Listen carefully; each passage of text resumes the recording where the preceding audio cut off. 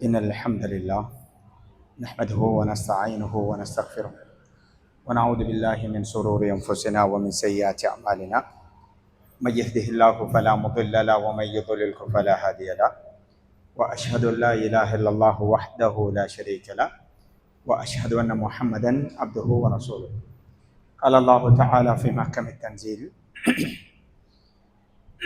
يا أيها الذين آمنوا اتقوا الله حق تقاته ولا تموتن إلا وأنتم مسلمون எல்லாம் வல்ல அல்லாஹுக்கு சுப்ஹானஹு தஆலாவை போற்றி புகழ்ந்ததன் பின் பெருமானார் ஸல்லல்லாஹு அலைஹி வஸல்லம் அவர்கள் மீதும் அவர்களை பின்பற்றி வாழ்ந்த சஹாபாக்கள் தாபியீன்கள் இன்று வரை அவர்களை பின்தொடர்ந்து வருகின்ற நல்லோர்கள் எல்லோர் மீதும் என்றென்றும் சாந்தியும் சமாதானமும் என்று நிலவட்டுமாக. அல் குர்ஆனிலே அல்லாஹு தஆலா ஒமா அர்சல்னாக இல்லா ரஹ்மத்தன் லில் ஆலமீன் என்று சொல்கிறான். நபியே, உம்மை அகிலத்தாரின் அருட்கொடையாகவே அனுப்பி வைத்திருக்கிறோம் என்று இறைவன் சொல்கிறான். இது எங்களுக்கு தெரிந்த ஒரு குர்ஆன் வசனமாக இருந்தாலும் இந்த உலகத்தை படைத்து பரிபாலித்து கொண்டிருக்கிற ரப்புல் ஆலமீன் ஒரு மனிதரை பார்த்து நீங்கள் உலகத்திற்கே அருட்கொடை என்று சொல்வது சாதாரண ஒரு வார்த்தை அல்ல. இமாம் தபரி ரஹ்மஹுல்லா அவர்கள் சொல்கிறார்கள், அல்லாஹ்வுடைய தூதர் ஸல்லல்லாஹு அலைஹி வஸல்லம் அவர்கள் உலகத்திற்கே அருட்கொடை என்பது முஸ்லிம்களுக்கு மாத்திரமல்ல, முஸ்லிம் அல்லாதவர்களுக்கும் சேர்த்தே அவர் அருட்கொடைதான் என்பதை சொல்லுவதை பார்க்கிறோம். இன்னும் ஒரு வசனத்தில் அல்லாஹு தஆலா சொல்கிறான், ஒமா கான் அல்லாஹு லியுஅதிபஹும் வ அன்த ஃபீஹிம்.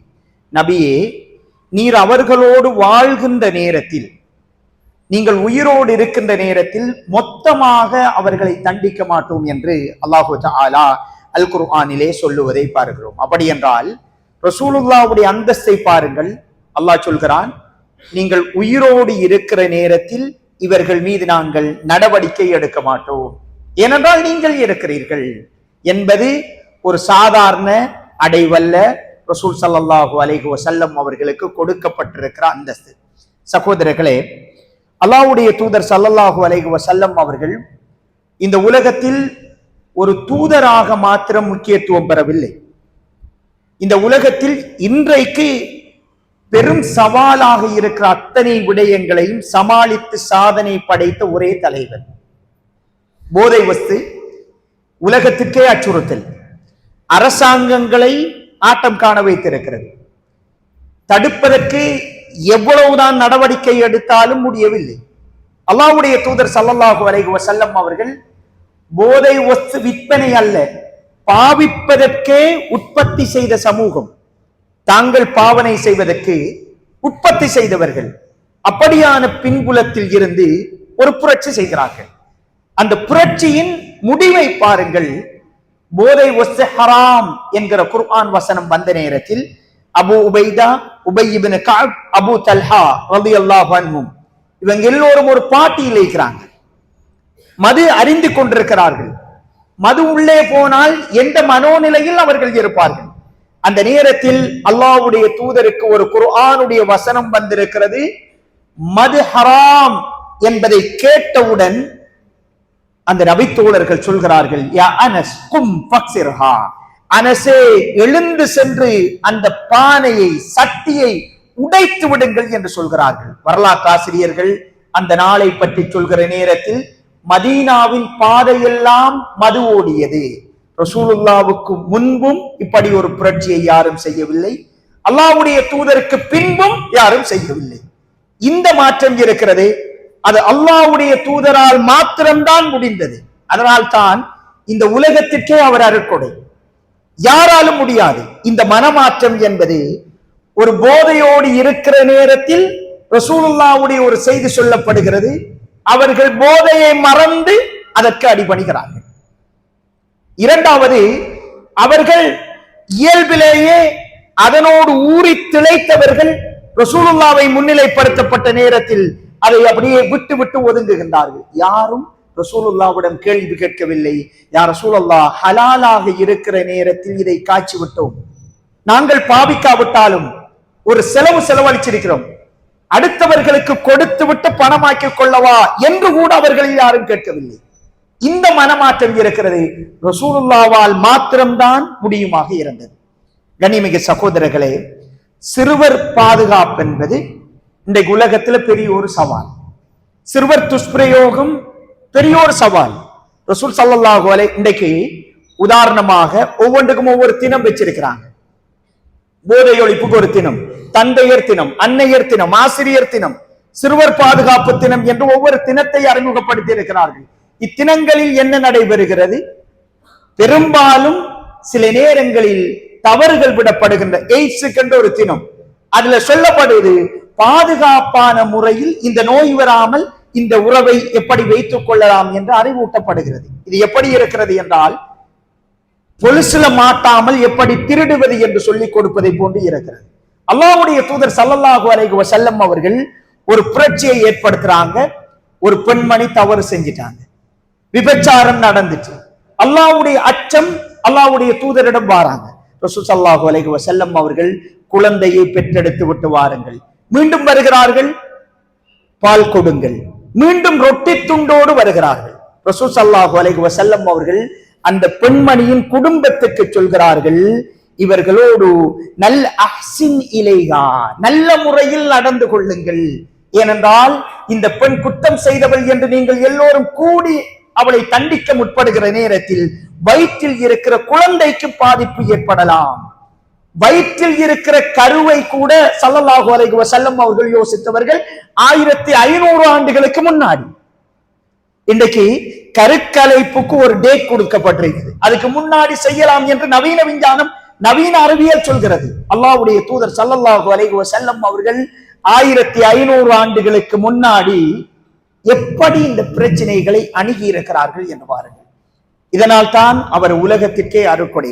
கண்ணியமிகு சகோதரர்களே, இப்படி நுட்பமாக எவராலும் ஒரு பதிவை சொல்லி இருக்க முடியாது. அல்லாஹ்வுடைய தூதர் சொல்லாங்க, சிறுவர் துஷ்பிரயோகம், சிறுவர்களுடைய பாதுகாப்பு தொடர்பாக உலகத்தில் எவராலும் இப்படி சொல்லி இருக்கிறார். ரசூலுல்லாஹ் சொன்னாங்க, உங்களுடைய பிள்ளைகளாக இருந்தாலும் ஒரு வயதை அடைந்து விட்டால் ஃபர்ரிகு பைனஹும் ஃபில் மபாஜ், படுக்கையில் அவர்களை பிரித்து வையுங்கள். இப்படி எவராலும் சொல்லி இருக்க முடியாது. உங்கள் பிள்ளைகளாக இருந்தாலும் இந்த நாகரிகத்தை கற்றுக் கொடுங்கள் என்று ஸல்லல்லாஹு அலைஹி வஸல்லம் அவர்கள் சொன்னார்கள். கண்ணியமிகு சகோதரர்களே, உலகத்தில் எந்த விடயத்திற்கும் முதன்மை முன்மாதிரியாக முஸ்லிம் அல்ல, நான் புரிந்து கொண்ட நபிகளார் என்று ஒரு புத்தகம் எழுதியிருக்கிறார் ஒரு பேராசிரியர். ரசூலுல்லாவை பற்றி அவர் மாற்று மதத்தொருவர் சொல்லி இருக்கிற விதம் இந்தியாவில் இருந்து வந்த, தமிழ்நாட்டில் இருந்து வந்த ஒரு புத்தகம். அல்லாஹ்வுடைய தூதர் ஆன்மீக தலைவர் மாத்திரமல்ல, உலகத்திற்கே நாகரிகத்தை சொல்லிக் கொடுத்த தலைவர். கண்ணியமிகு சகோதரர்களே, இன்றைக்கு ஜாதி, இன, மொழி, நாடு வேறுபாடுகள் மிகவுமே ஒரு உச்சத்தை தொட்டிருக்கிறது. அமெரிக்கா உயர்ந்த நாடு, வல்லரசு நாடு என்று சொல்லப்படுகிற அதே நேரத்தில் இன்றும் தேர்தலிலும் ஏனைய விடயங்களிலும் இந்த இனம், நிறம், ஜாதி தாக்கங்கள் இருந்து கொண்டிருப்பதை பார்க்கிறோம். உலகத்தில் புரட்சியாளர்கள் நிறைய பேர் வந்தாங்க. மார்ட்டின் லூதர் கிங் வந்தார், நெல்சன் மண்டேலா வந்தார். இவங்க எல்லோரும் புரட்சி செய்தார்கள், சிறிய சிறிய மாற்றங்களை கொண்டு வந்தார்கள். அல்லாஹ்வுடைய தூதரும் புரட்சி செய்தார். ஆனால் அது தனித்துவமானது, அந்த எல்லைக்கு யாராலும் செல்ல முடியாமல் போனது. ரசூல் ஸல்லல்லாஹு அலைஹி வஸல்லம் அவர்கள் இனத்தை, ஜாதியை, மொழி வேறுபாட்டை தகர்த்தெறிந்தார்கள். எப்படி என்றால், கோட்பாட்டு ரீதியாகவும் வெற்றி பெற்றது, நடைமுறையிலும் அல்லாஹ்வுடைய தூதர் ஸல்லல்லாஹு அலைஹி வஸல்லம் அவர்களுடைய அந்த சிந்தனை வெற்றி பெற்றிருப்பதை பார்க்கிறோம். எங்களுக்கு தெரியும், ஜுலைபீப் ரலியல்லாஹு அன்ஹு அவர்கள் ஒரு மிகவுமே வறுமைப்பட்ட ஒரு தோழர், வசதி கிடையாது, உருவத்தால் அசிங்கமான தோற்றம், எந்த சமுதாயத்தில் எந்த மரியாதையும் கிடையாது. அல்லாஹ்வுடைய தூதர் அவரை அழைக்கிறார். எவரும் அவரோடு இணைந்து நெருக்கமாக பழகுவதற்கு விரும்ப மாட்டார்கள். அல்லாஹ்வுடைய தூதர் இதை உடைக்கணும் நினைக்கிறார். ஜுலைபீப் ரலியல்லாஹு அன்ஹு அவர்கள், அலா ததஸவ்வஜ், நீங்கள் திருமணம் செய்யலையான்னு கேட்கிறாங்க. யா ரசூலல்லாஹ், என்னை யார் திருமணம் செய்ய போகிறார்கள்? நான் திருமணம் செய்து வைக்கிறேன் ஜுலைபீபேங்கிறாங்க. ரசூல் ஸல்லல்லாஹு அலைஹி வஸல்லம் அவர்கள் திருமணம் செய்து வைக்கிறார்கள். அல்லாஹ்வுடைய தூதரின் அந்த மணமகளுக்கான அழைப்பை அவரால் நிராகரிக்க முடியவில்லை. ஏனென்றால் ரசூலுல்லாஹ் இவருக்காக பேசுகிறாரே. ஏற்றுக்கொள்கிறார்கள். திருமணம் முடிகிறது. ஒரு யுத்தத்திற்கான அழைப்பு வருகிறது. ஜுலைபீப் ரலியல்லாஹு அன்ஹு அவர்களும் கலந்து கொள்கிறார்கள். யுத்த முடிவிலே ரசூல் ஸல்லல்லாஹு அலைஹி வஸல்லம் அவர்கள் சஹாபாக்களை ஹல் தஃப்கிதூன மின் அஹத், யாராவது ஒருவரை இழந்திருக்கிறோமா, யாராவது இல்லாம இருக்கிறாங்களா, எண்ணிக்கையை சரிபார்த்துக் கொண்டிருக்கிறார்கள். ஒவ்வொரு சஹாபாக்களும் முக்கியமானவர்களை பற்றி பேசிக் கொண்டிருக்கிறார்கள். சமுதாயத்தில் உயர்ந்தவர்கள், பெரிய முகங்கள் தொடர்பாக பேசிக் கொண்டிருக்கிறார்கள். அல்லாஹ்வுடைய தூதர் ஸல்லல்லாஹு அலைஹி வஸல்லம் அவர்கள் வலகின்னி அஃப்கிது ஜுலைபி, நான் ஜுலைபியை காணவில்லை, அவரை தேடுங்கள் என்று சொல்கிறார்கள். சஹாபாக்கள் தேடி பார்க்கிறார்கள், ஷஹீதாக்கப்பட்டிருக்கிறார்கள். அனஸ் ரலியல்லாஹு அன்ஹு அவர்கள் சொல்கிறார்கள், அல்லாஹ்வுடைய தூதர் அந்த ஜனாசாவை தன் மடியில் ஏந்திக் கொள்கிறார். அவர் கபரு தோண்டுகின்ற வரைக்கும் அந்த ஜனாசா திருமேனி ரசூலுல்லாஹ்வுடைய மடியிலே இருக்கிறது. அவரை நல்லடக்கம் செய்கிறார்கள். அனஸ் ரலியல்லாஹு அன்ஹு அவர்கள் சொல்கிறார்கள், மதீனாவில் உள்ள முக்கியமான பெரும் தலைவர்கள் ஜுலைபீப் ரலியல்லாஹு அன்ஹு அவர்கள் திருமணம் செய்த அந்த பெண்ணை ஐதா முடிந்த பிறகு திருமணம் செய்து கொள்வதற்கு போட்டி போட்டுக் கொண்டார்கள். சமூகத்தில் ஒரு அடிமட்டத்தில் இருந்தவரை அல்லாஹ்வுடைய தூதர் எந்த இடத்தில் கொண்டு வந்து வைக்கிறார்கள் என்று பாருங்கள். இந்த புரட்சியை வேறு யாரும் உலகத்தில் செய்யவில்லை. இந்த இடத்தில் தான் ரசூல் ஸல்லல்லாஹு அலைஹி வஸல்லம் அவர்களை நாங்கள் எல்லோரும் நேசிக்கிறோம் என்பது உண்மை, உயிரிழப்பிட மேலாக நேசிக்கிறோம் என்பது உண்மை. ஆனால் அல்லாஹ்வுடைய தூதர் என்பதற்காக மாத்திரம் அவரை நேசிக்கவில்லை. நேசிக்கத்தக்க அத்தனை குணங்களும் ரசூலுல்லாஹ்விடம் இருந்தது, அதுவே உண்மை. இந்த உலகம் அவரை கொண்டாட வேண்டும், அவரை முன்மாதிரியாக எடுக்க வேண்டும். ரசூலுல்லாஹ்வை முன்மாதிரியாக கொண்ட ஒரு சமூகம் நிச்சயம் தோற்று போகாது. கண்ணியமிகு சகோதரர்களே, பிலால் ரலியல்லாஹு அன்ஹு அவர்கள் தெரியும், ஒரு அடிமை, கருப்பினம், சமூக மரியாதை கிடையாது. அபூபக்கர் ரலியல்லாஹு அன்ஹு அவர்கள் அவரை விடுதலை செய்கிறார்கள். அபூபக்கர் ரலியல்லாஹு அன்ஹு அவர்கள் 10 சுவர்க்கத்தை கொண்டு நன்மாராயணம் சொல்லப்பட்ட நபி தோழர்கள். நபிமார்களுக்கு அடுத்தது உலகத்தில் சிறந்தவர்கள் அந்த 10 பேர் தான். இதில் 6 பேர் அபூபக்கர் ரலியல்லாஹு அன்ஹு அவர்கள் மூலம் இஸ்லாத்துக்கு வந்தவர்கள் ரலியல்லாஹு அன்ஹு அவர்கள். அபூபக்கர் ரலியல்லாஹு அன்ஹு அவர்கள், ரசூலுல்லாஹ்வுடைய மௌத் முடிகிறது, மதீனா அப்படியே வெறிச்சோடி விடுகிறது. பிலால் ரலியல்லாஹு அன்ஹு அவர்கள் ரசூலுல்லாஹ்வுடைய முஅத்தின், அதான் சொல்லக்கூடியவர். பிலால் ரலியல்லாஹு அன்ஹு அவர்கள் ஹலீஃபா, அடுத்த ஹலீஃபா அபூபக்கர் ரலியல்லாஹு அன்ஹு அவர்கள். அவரிடம் சொல்கிறார்கள், வலா அத்தஹம்மலுல் மதீனா பிதுனி நபி ஸல்லல்லாஹு அலைஹி வஸல்லம், அல்லாஹ்வுடைய தூதர் இல்லாத மதீனாவை என்னால் நினைத்து பார்க்க முடியவில்லை, கஷ்டமாக இருக்கிறது, மதீனாவில் இருந்து வெளியேறுவதற்கு எனக்கு அனுமதி தாருங்கள் என்று கேட்கிறார். அபூபக்கர் ரலியல்லாஹு அன்ஹு அவர்கள், இவர் ரசூலுல்லாஹ்வோடு நெருக்கமாக இருந்தவர், இவரை தவிர்த்து என்னால் ஆட்சி செய்வது கஷ்டம். ஒரு கலீஃபா ஒரு அடிமையை எந்த இடத்தில் நினைத்து பார்க்கிறார் என்று பாருங்கள். அந்த அளவுக்கு சமூக மாற்றத்தை அல்லாஹ்வுடைய தூதர் கொண்டு வந்தார்கள். தயவு செய்து என்னோடு இருங்கள் என்று சொல்கிறார்கள். மறுக்கிறார்கள். அந்த வேண்டுகோளை அபூபக்கர் ரலியல்லாஹு அன்ஹு அவர்கள் மறுக்கிறார்கள். பிலால் ரலியல்லாஹு அன்ஹு அவர்கள் சொல்கிறார்கள், இன் குன்த ஸ்தரைதனி லினஃப்ஸிக் ஃபம்ஸிக், உங்களுக்காக என்னை நீங்கள் அடிமை விடுதலை செய்திருந்தால், கலீஃபாவோடு பேசுறாங்க, ஒரு அடிமை கலீஃபாவோடு இவ்வளவு டிமாண்டா பேசக்கூடிய ஒரு சூழலை, சமூக மாற்றத்தை ரசூல் ஸல்லல்லாஹு அலைஹி வஸல்லம் அவர்கள் மாத்திரம்தான் உருவாக்கினாங்க. உங்களுக்காக என்னை விடுதலை செய்திருந்தால் என்னை வைத்துக் கொள்ளுங்கள், அல்லாஹ்வுக்காக விடுதலை செய்திருந்தால் பிளீஸ் என்ன விட்டுருங்க, எனக்கு ரசூலுல்லாஹ் இல்லாத மதீனாவை பார்க்க முடியவில்லை, கஷ்டமாக இருக்கிறது அப்படிங்கிறாங்க. பிறகு பிலால் ரலியல்லாஹு அன்ஹு அவர்கள் மதீனாவில் இருந்து விடைபெறுகிறார்கள். உமர் ரலியல்லாஹு அன்ஹு அவர்கள் ஆட்சியில் இருக்கிற நேரத்தில் சகோதரர்களே, பலஸ்தீன், சிரியா வெற்றி கொள்ளப்படுகிறது. ஒரு கலீஃபாவாக சிரியாவுக்கு அவர் செல்கிறார். போன இடத்தில் பிலால் ரலியல்லாஹு அன்ஹு அவர்களை காண்கிறார்கள். நிறைய சஹாபாக்கள் அந்த இடத்தில் கூடியிருக்கிறார்கள். உமர் ரலியல்லாஹு அன்ஹு அவர்கள் பிலால் ரலியல்லாஹு அன்ஹு அவர்களிடம் சொல்கிறார்கள், பிலாலே அதான் சொல்லுங்கிறாங்க. பிலால் ரலியல்லாஹு அன்ஹு அவர்கள் சொல்கிறார்கள், இல்லை கலீஃபாவே, எனக்கு கஷ்டமாக இருக்கிறது, வேறு ஒருவர் சொல்லட்டும் என்கிறாங்க. உமர் ரலியல்லாஹு அன்ஹு அவர்கள் சொல்கிறார்கள், பிலாலே, இந்த இடத்தில் அல்லாஹ்வுடைய தூதர் இருந்திருந்தால் உங்களை தான் சொல்லி இருப்பார்கள் என்கிறாங்க. பிலால் ரலியல்லாஹு அன்ஹு அவர்கள் அதான் சொல்ல ஆரம்பிக்கிறார்கள். சஹாபாக்கள் எல்லோரும் தேம்பி தேம்பி அழுகிறார்கள். ரசூலுல்லாஹ்வுடைய நினைவுகளும் அந்த காந்த குரலும் ரசூலுல்லாஹ்வை பார்ப்பது போன்ற ஒரு சூழலை சஹாபாக்களுக்கு ஏற்படுத்துகிறது. உமர் ரலியல்லாஹு அன்ஹு அவர்கள் தேம்பி தேம்பி அழ ஆரம்பிக்கிறார்கள். ஒரு அடிமையை இந்த இடத்தில் கொண்டு வந்து வைக்க முடியுமாக இருந்தால் உலகத்தில் அல்லாஹ்வுடைய தூதரால் மாத்திரம்தான் இந்த புரட்சியை செய்ய முடியுமாக இருந்தது. கண்ணியமிகு சகோதரர்களே, அந்த தூதரை எங்களுடைய முன்மாதிரியாக எடுத்திருப்பது நாங்கள் எல்லோரும் பாக்கியசாலிகள், பரக்கத் பொருந்தியவர்கள். கண்ணியமிகு சகோதரர்களே, சில செய்திகளை பாருங்கள். ரசூல் ஸல்லல்லாஹு அலைஹி வஸல்லம் அவர்கள் சுபஹுடைய தொழுகைக்கு இமாமத் செய்வார். குழந்தைகளுடைய சத்தத்தை கேட்டுவிட்டால், சுபஹு தொழுகை தான் நீளமா தொழுகிற தொழுகை, தொழுகையை சுருக்கி விடுவார்கள். ரசூல் ஸல்லல்லாஹு அலைஹி வஸல்லம் அவர்கள் அவ்வளவு இரக்கம் கொண்டிருந்தார்கள். அல்லாஹ்வுடைய தூதர் ஒருத்தர் ஒரு ஆட்டை அறுக்கிறார், இன்னொரு ஆடு அதை பார்த்து கொண்டிருக்கிறது. அந்த நபி தோழரை பார்த்து சொல்கிறார்கள், மிருகம் ஜீவகாருண்யம் என்றால் என்ன என்பதை கற்றுக் கொடுக்கிறார்கள். ஒரு மிருகத்தை 2 முறை கொலை செய்யாதீர்கள், அதற்கு முன்னாடி அறுக்காதீர்கள் அப்படிங்கிறாங்க. ஒரு மிருகத்தோடு அல்லாஹ்வுடைய தூதர் நடந்து கொண்ட விதத்தை பாருங்கள். ஒரு மிருகத்தை 2 முறை அறுக்காதீர்கள் அப்படி என்று ரசூல் ஸல்லல்லாஹு அலைஹி வஸல்லம் அவர்கள் சொல்கிறார்கள். கண்ணியமிகு சகோதரர்களே, ஒரு விமர்சனம் வருகிறது. அந்த விமர்சனத்தை முன்பின் பாவம் மன்னிக்கப்பட்ட அல்லாஹ்வுடைய தூதர் எதிர்கொண்ட விதத்தை பாருங்கள்.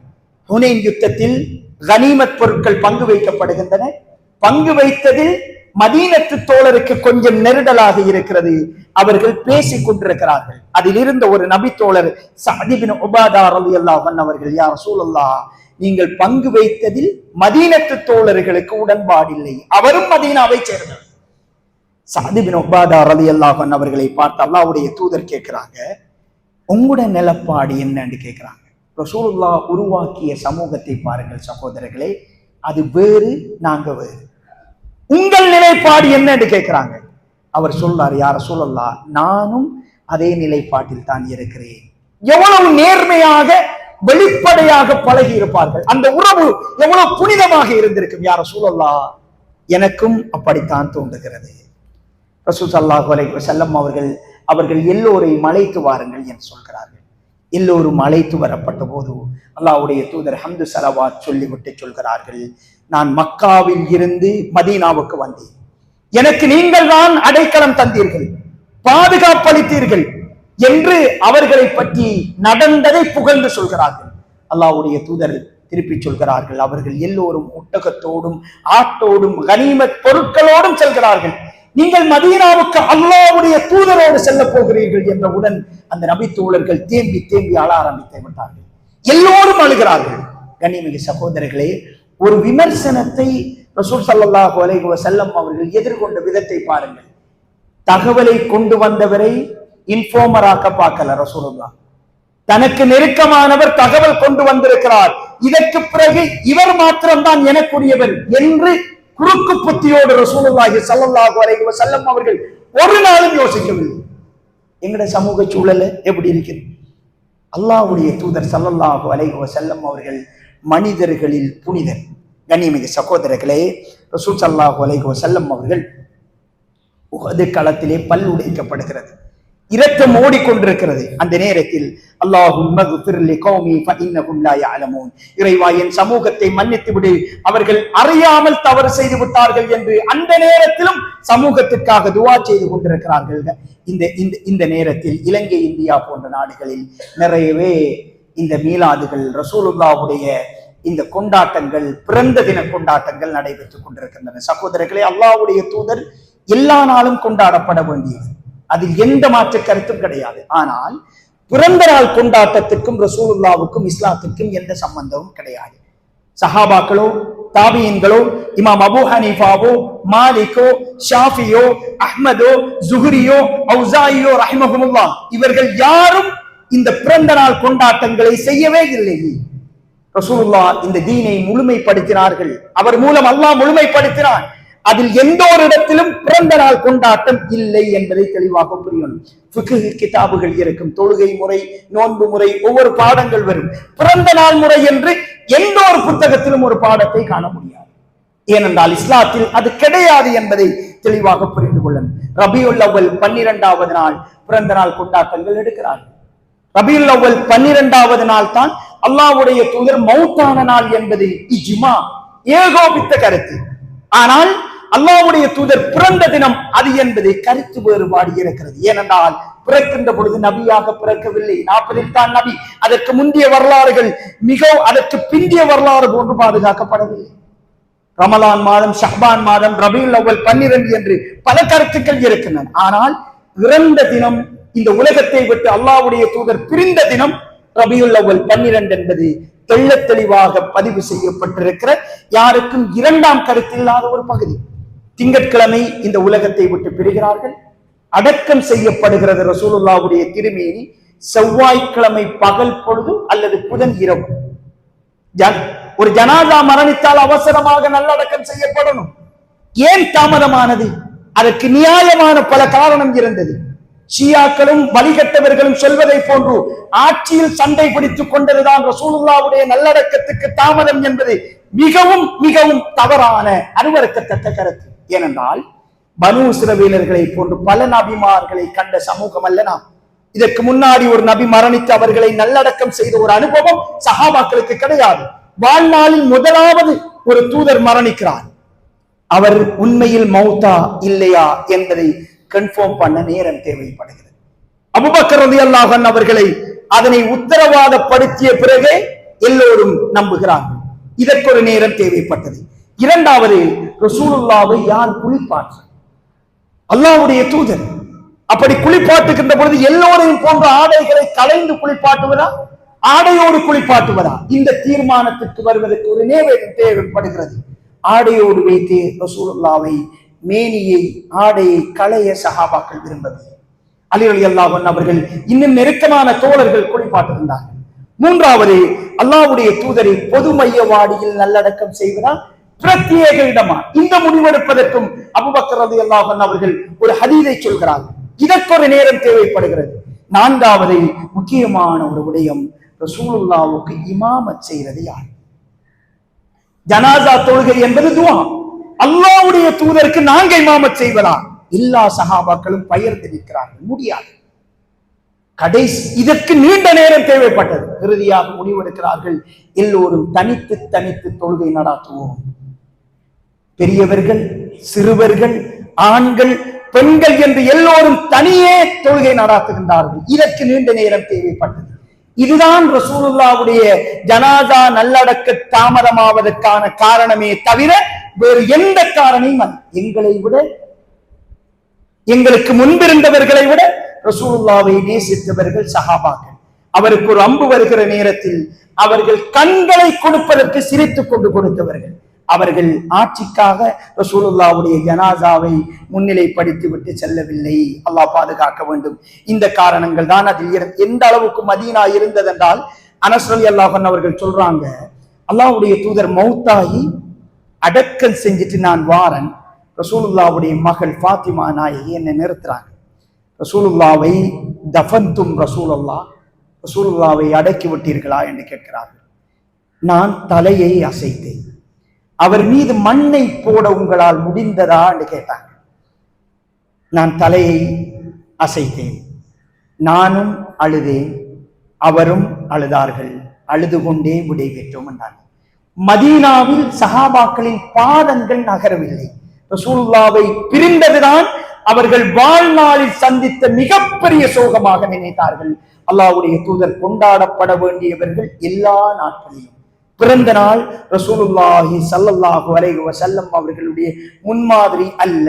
உண்மையில் ரசூலுல்லாஹ்வை நேசிக்கின்றவர்கள் இப்படியான ஒரு முன்மாதிரியை எடுத்துக்கொள்ள மாட்டார்கள். அல்லாஹ்வுடைய தூதர் உலகத்திற்கே அருட்கொடை. அவரை முன்மாதிரியாக எடுத்து நடக்கக்கூடியவர்களாக அல்லாஹு தஆலா நம் அனைவரையும் ஆக்கி அருள்வானாக. அகூலு கௌலி ஹாதா அஸ்தக்ஃபிருல்லாஹ லி வ லக்கும் ஃபஸ்தக்ஃபிருஹு இன்னஹு ஹுவல் கஃபூர் ரஹீம்.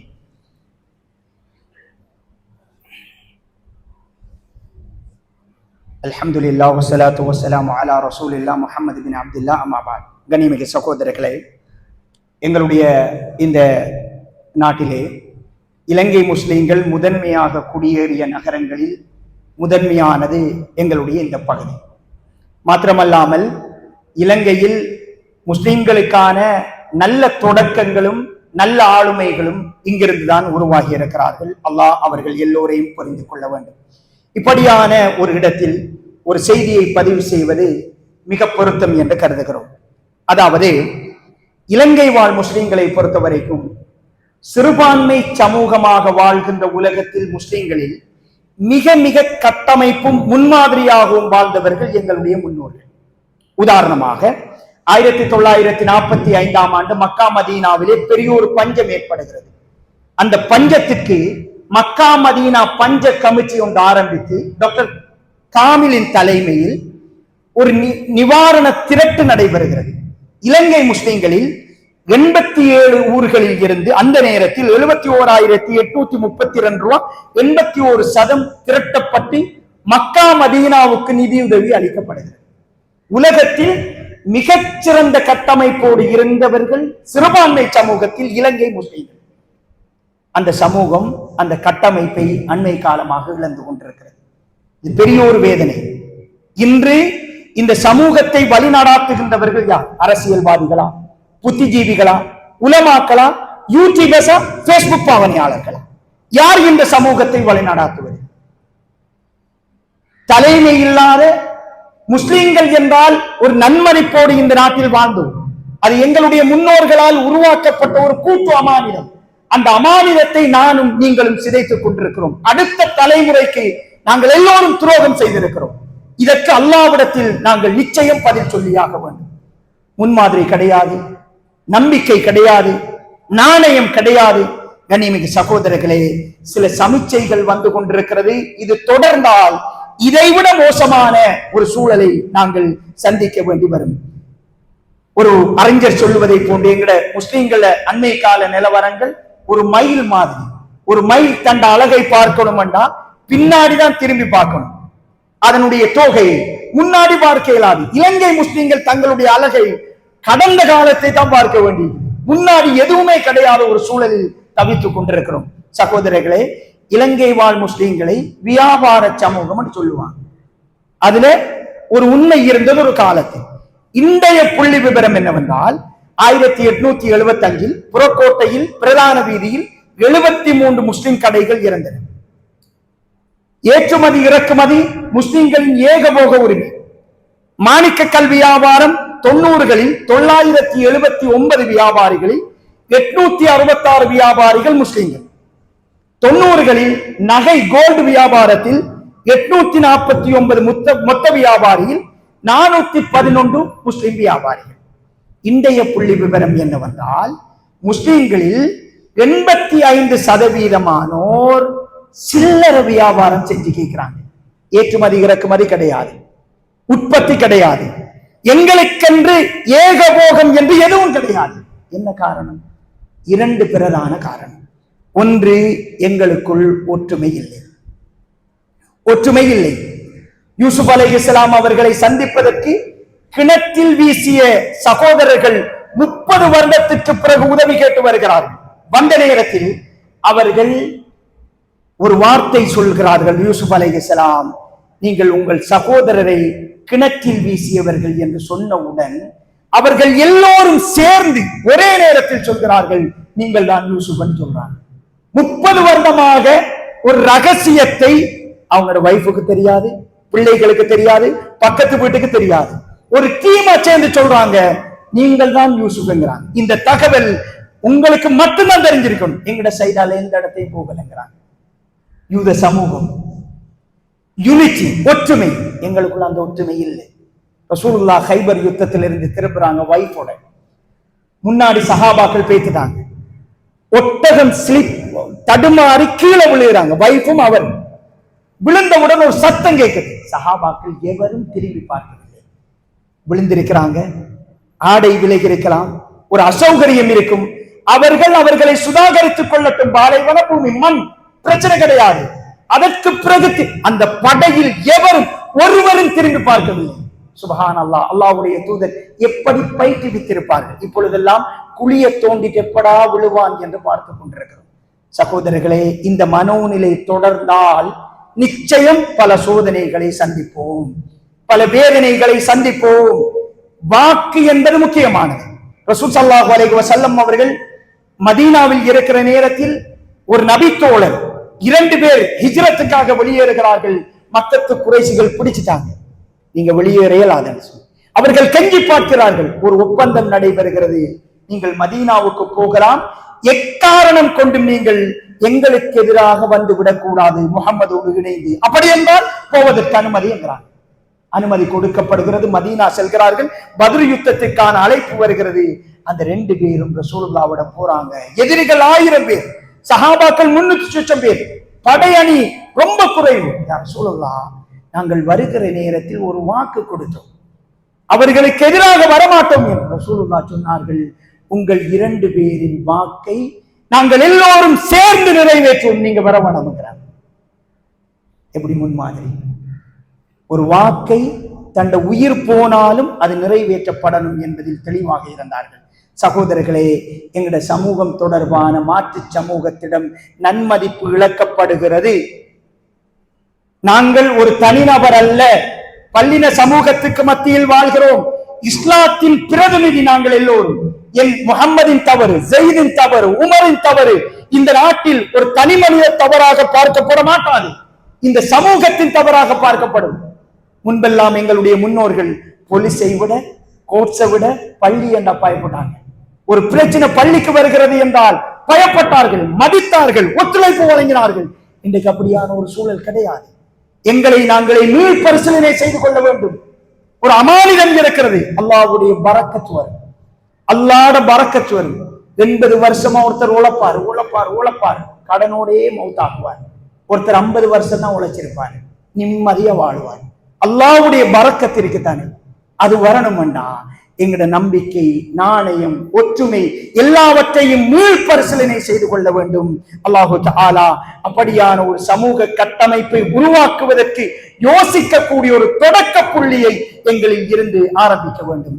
இரண்டாவது ஒரு செய்தி சகோதரர்களே, புதிய அரசாங்கம் வந்தவுடன் அமைச்சரவையில் ஒரு முஸ்லிமுக்கு வாய்ப்பு கிடைக்கவில்லை என்று எங்களுடைய வேதனைகளை நாங்கள் பகிர்ந்து கொண்டிருந்தோம். நியாயமானது, அதில் ஒரு நியாயம் உண்டு. ஆனால் அரசாங்கம் மாறலாம், அமைச்சரவைகள் மாற்றப்படலாம், உயர்ந்த பதவிகள் இருக்கின்றன. இலங்கையில் டிஎஸ், நேஷனல் ஸ்கூல் பிரின்சிபல் மார், மினிஸ்ட்ரி செக்ரட்டரி மார், முஸ்லிம் கல்ச்சர் டிபார்ட்மெண்ட் டைரக்டர், இது உச்சமான உயர்ந்த பதவிகள். இதை யாரும் மாற்ற இயலாது, நிரந்தரமானது. இங்கிருந்துதான் கருத்துக்கள் உருவாகுவதும் சட்ட யோசனைகளும் முன்மொழிவுகளும் உருவாகுவதும். அதில் எங்களுடைய விகிதாசாரத்தை கேட்டால் போல் கணிசமான கெட்டிக்கார மாணவர்களை வைப்பதற்கு நாங்கள் யோசித்தோமா? நலீம் ஹாஜியார் அது தொடர்பாக யோசித்தார் ரஹ்மத்துல்லாஹ். அவருடைய கபரை அல்லாஹ் விசாலப்படுத்த வேண்டும். இலங்கை முஸ்லிம்களுக்கு மிகப்பெரிய சேவையை செய்தார். எங்களுடைய இளம் தலைமுறை மொத்தமாக வியாபாரத்தை நோக்கி நகர்கிறார்கள், மெட்டீரியல் லைஃபை நோக்கி நகர்றாங்க. கார் விற்கணும், ஐபோன் உடனே வரணும், 17 வயதில் எல்லா கனவுகளையும் அடைய வேண்டும் என்று யோசிக்கிறார்கள். இது ஆபத்தானது. இந்த நிலைமை தொடர்ந்தால் கிழக்கு மாகாணத்தில் SLAS ஆபீசர்ஸ் 10 பேர் அண்மையில் ரிட்டையர் ஆகிறாங்க. அந்த இடைவெளியை நிரப்புவதற்கு யாரும் இல்லை. எல்லாரும் தொழில்சார் கல்வி அல்லது பிசினஸ், மத்திய கிழக்குக்கு போறது நல்ல வசதி, அல்ஹம்துலில்லாஹ். ஆனால் ஒரு சமூகமாக சில விடயங்களை அல் குர்ஆனில் அல்லாஹ் சொல்கிறான், வஅஇது லஹும் மஸ்தஅதும் மின் குவா, சக்திகளை தயார்படுத்திக் கொள்ளுங்கள். சகோதரர்களே, எங்கட பிரச்சனையை நாங்க பேசுறதுக்கும் எங்கட பிரச்சனையை இன்னொருத்தர் பேசுறதுக்கும் வித்தியாசம் இருக்கு. இலங்கையில் ஜெயில தொழக்கூடிய வசதி வந்துச்சு. ஒரு ஜெயிலர் முஸ்லிமா வந்ததால தொழுகைக்குரிய இடம் தேவை என்று யோசித்தார், வந்தது. ஏர்போர்ட்ல தொழக்கூடிய இடம் வந்தது. ஒரு உயர்ந்த அதிகாரி முஸ்லிம் ஒருத்தர் அந்த இடத்துல போனதால இந்த தேவையை உணர்ந்தால் கொண்டு வந்தார். எங்கட பிரச்சனையை நாங்க பேசுறதுக்கும் வேறு ஒருவர் பேசுறதுக்கும் வித்தியாசம் இருக்குது. பள்ளிவாயல், பாடசாலைகள், பெற்றோர்கள் கெட்டிக்கார மாணவர்களை அடையாளம் கண்டுகொள்ள வேண்டும். இந்த சமூகத்துக்காக அவர்களை தயார்படுத்தும். அப்படி இல்லாட்டி முஸ்லிம் பாடசாலைக்கு ஒரு 15 வருஷத்தால ஒரு முஸ்லிம் பிரின்சிபல் இல்லாத நிலைமை வரும். ஒரு முஸ்லிம் ஒரு டிஎஸ் ஆபீஸ்ல ஒரு முஸ்லிம் டிஎஸ் இல்லாத நிலைமை வரும். முஸ்லிம் கல்ச்சர் டிபார்ட்மெண்ட்ல ஒரு முஸ்லிம் டைரக்டர் இல்லாத சூழல் வரும். இது மிகப்பெரிய ஆபத்தான ஒரு விஷயம். பள்ளி வாயல்கள் யோசிச்சோமா? தொண்டு நிறுவனங்கள் யோசித்தோமா? சமூக தலைவர்கள் யோசித்தோமா? கண்ணியமிகு சகோதரர்களை, பெற்றோர்களை, சில நேரம் இதுல ஒரு மெட்டீரியல் லைஃப், ஒரு பெரிய வசதியான வாழ்க்கை கிடைக்காம விடலாம். ஆனால் இந்த சமூகத்துக்கும் மறுமைக்கும் பெரிய பணி செய்தவர்கள் என்கிற மிகப்பெரிய பாக்கியம் கிடைக்கும். எனவே இது தொடர்பாக நாங்கள் எல்லோரும் மிக மிக அழுத்தம் கொடுத்து யோசிக்க வேண்டும். எல்லாம் வல்ல அல்லாஹ் ஜல்ல சுப்ஹானஹு வ தஆலா நம் அனைவரையும் இஹ்லாஸோடும் ஈமானோடும் எங்களோட அடுத்த தலைமுறைக்கு நல்லது ஒரு அடிப்படையை விட்டு சென்ற சமூகமாக, அது எங்களுடைய கபருக்கு தொடர்ந்து வரக்கூடிய ஒரு ஏற்பாட்டை செய்தவர்களாக நம் அனைவரையும் ஆக்கி அருள்வானாக. அக்கூலு கௌலி ஹாதா அஸ்தக்ஃபிருல்லாஹ் லி வ லக்கும் ஃபஸ்தக்ஃபிருஹு இன்னஹு ஹுவல் கஃபூர் ரஹீம்.